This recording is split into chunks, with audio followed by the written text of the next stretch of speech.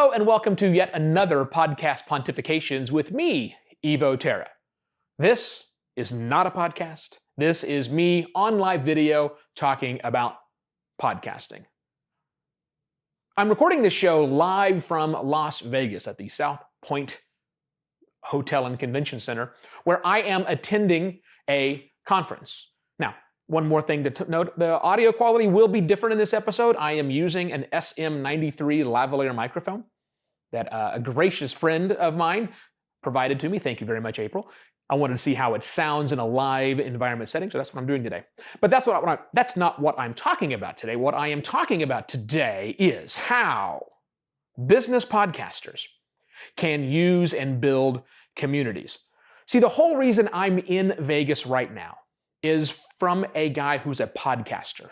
Well, he's sort of a podcaster. He's actually a full-time author. He makes 100% of his income as an author.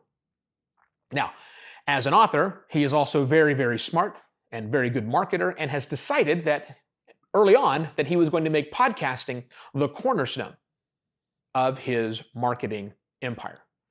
Now, keep that in mind. He is not in the business of podcasting. He is in the business of authoring. He is a professional service provider. In this case, he's an author. He's providing content to his people. But he's using a podcast. He's leveraging a podcast as a cornerstone of his marketing. And he is really good at building a community around his podcasting. And that's what I think the lesson that businesses can do. So what can you do if you're a business podcaster? Because as an author, he's a personality. Oh, by the way, his name is Scott Sigler. You should check him out. scottsigler.com, all of his stuff. But as a personality, it's easy to build a community. It's what Scott does. There are 100 people that are going to gather here in Las Vegas to hang out with Scott for 3 days. The conference Sigler Fest starts today, and it ends on Sunday. And we're here for the duration. Now, Scott and I have been friends for a very long time. But I'm here to kind of observe what's happening. But what I've already observed from knowing Scott for the last, 14 years, is that he does a very good job of building this community around him. And again, I think businesses can parlay some of the lessons that he's done, into having their own, into building community for themselves. As I said before, it's hard for businesses to wrap their head around the idea of community, because they're a business first, and they should be a business first. But I posit to you that it should be very easy to build a community as a business. And let me tell you why. You have a built-in audience already for your business, assuming you actually have a real business and you have real live customers. If in fact you do have live customers, guess what? You have an audience. What you need to do is leverage that audience, your customers. I hate to use that terminology, but this is a business-focused show. But leverage that community. But here's what I mean by that. Let them know you have a podcast. That's it. Except it's not it. You just don't let them know once.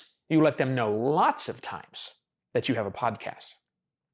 You likely have you already have your customers' information. You have the email addresses, most likely, right? It's okay to send every single one of your customers a message saying, or if you're a business, we have a new podcast. And here are the benefits you will receive by listening to our podcast. Do that, but not just once. Do it all the time. Do it over and over and over again. Not spamming, not ad nauseum, but every time you have a new episode, you should be alerting your audience, your built-in audience, your customers who aren't yet listening to you via some sort of an email blast, being through social media posting, lots of things like that. One of the dangers that I hear from my clients is that, I'm already sending my customers so much information, I don't want to just send them one more thing. And my answer to that is, I don't care. I honestly don't care. You're missing the point. You need to leverage your existing audience. The second argument they give me is, those are already my existing customers. I want new customers to listen to my show. Yes, you do.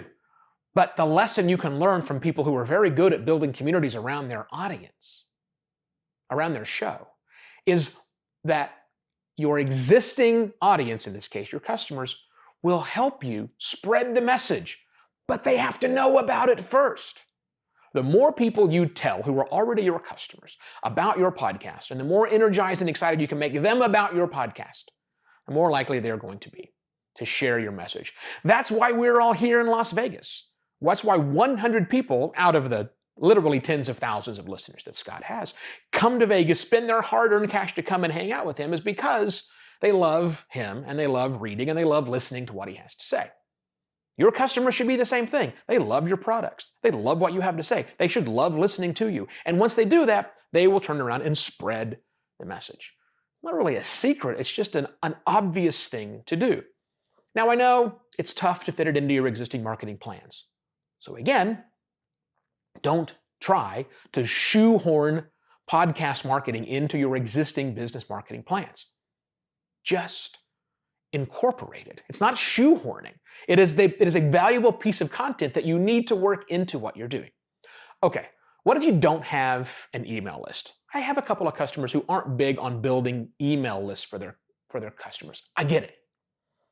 But what they likely have, if you're a retail establishment, or you have some sort of a foot traffic, or you get in front of people, put your podcast out everywhere. If you're a grocery store, I have no grocery store podcasting clients.